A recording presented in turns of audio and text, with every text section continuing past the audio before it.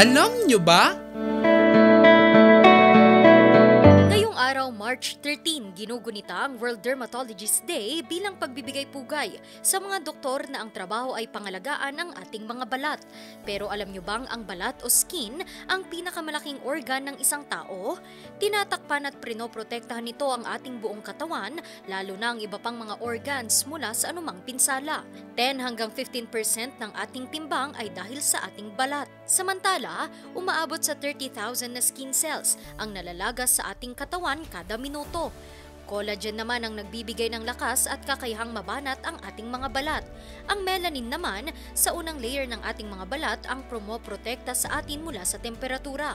Pero tuwing tag-init, ang melanin na ito kayang masunog ng ultraviolet light ng araw na nagiging sanhi ng pagkasira ng ating mga balat at nagdudulot ng iba't ibang mga sakit.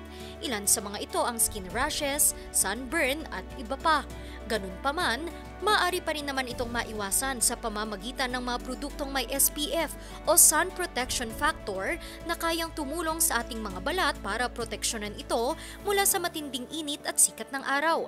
At dahil merong sariling metabolismo ang ating mga balat, kada 28 araw, nagpapalit ito ng mag-isa ng hindi natin namamalayan, kaya't naibabalik ang dating ganda ng ating mga balat. Ngayon, alam mo na!